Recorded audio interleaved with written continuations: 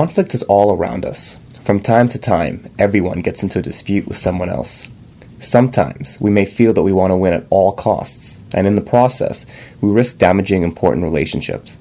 This is the last in a series of 4 videos that have been developed to help you resolve disputes before they grow so big that they need to be settled by a tribunal or in court. This video is called Negotiating a Solution. If you've viewed the other videos in this series, you will understand the role you might be playing when a dispute goes from bad to worse. You will also know how to prepare for a tough conversation with the other person involved in a conflict. In this video, you will learn how to negotiate a solution to a dispute. Let's see how Frank, a tenant, and Charles, the building manager, communicate with each other. Frank has learned a few things about effective communication in conflict. Instead of blurting out his concerns to Charles in the building hallway, he has asked him to meet him for a coffee. He opens the conversation showing a positive attitude towards Charles. The only thing he can't control is how Charles will react when he asks for improvements to his apartment. I really appreciate that you have agreed to meet me here. I know there are a lot of demands on you from the tenants. This is a large apartment building. Yeah, people are complaining all the time. I wanted to talk to you in person because I would like to keep things friendly between us. Yeah, sure, but could you get to the point?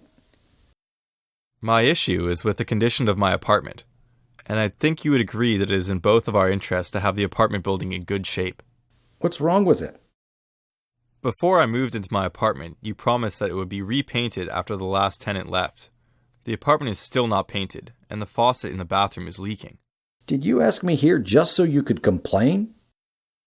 Well, I was hoping I don't need this. You and your demands. What, the low rent isn't enough for you? You want fancy paint, too? Now, wait a minute. You promised the new paint because the last tenant left the apartment in such bad condition. Looks like you can't be bothered to take care of the place even though it's your job. Are you saying I'm not doing my job? Actually, no. I didn't mean to say that. Let's take a moment for a timeout. Charles and Frank's conversation got off to a good start, but Charles got defensive and Frank grew impatient. Frank doesn't want the conversation to go badly, however, so he suggests they take a step back for a moment. When they begin the conversation again, Frank and Charles will really listen to each other.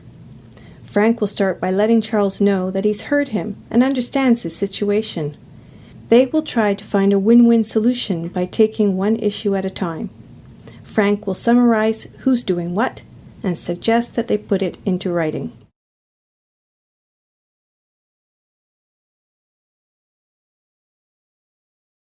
I'm sorry if I insulted you. I understand that it can't be easy to get to everyone's repair issues. Well, that's the problem. It seems there's a never-ending list of things I have to get to. And there's only so much time. I don't have carte blanche, you know. Some improvements have to go to the building owners. Like repairing the damage to the outside of the apartment building. You haven't even mentioned that yet.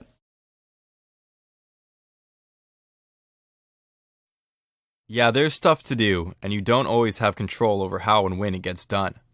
So let's take one issue at a time. What do you think would work as far as painting my apartment? Would you be willing to paint it yourself if I paid for the paint? It'd be faster for you and it would make things easier for me.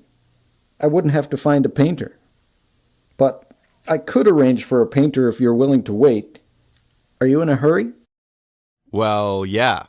The walls look dirty and I have a friend coming in from out of town next month. I would like the place to look good, so I'll paint the apartment myself. As for the faucet, a plumber's coming in 2 weeks. I'll make sure he knows to check the leaks in your apartment. Fantastic. So my only other concern is, like you said, the damage to the exterior of the building. Water's going to leak inside the laundry room if something isn't done before too long. What do you think? I think I'm getting a headache. But yeah, that's an issue that I've already brought up with the building owner. He's trying to work out some compensation from the people who own the building next door. After all, it was their negligence with the bulldozer that caused the problem.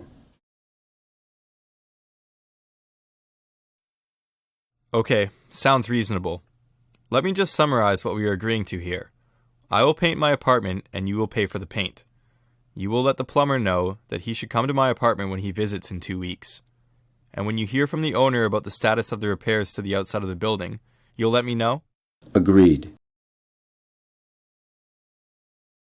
Thanks. I'm going to put this in writing with dates, for us both to sign. I'm glad we worked this out.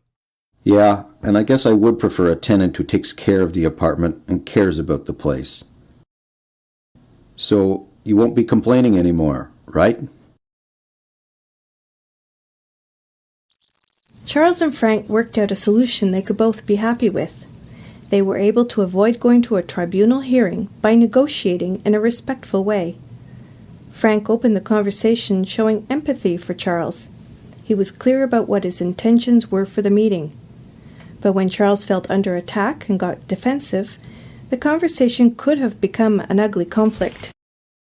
Instead, Frank took a brief time out to remember his negotiating skills. He took a few deep breaths to calm down, then let Charles know he was listening and understood his feelings.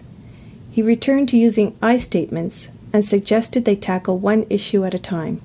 Charles felt listened to and responded to Frank's question about what would work for him. Frank restated their solutions so each was clear about who would do what and when, as well as expressed the intention to put it into writing.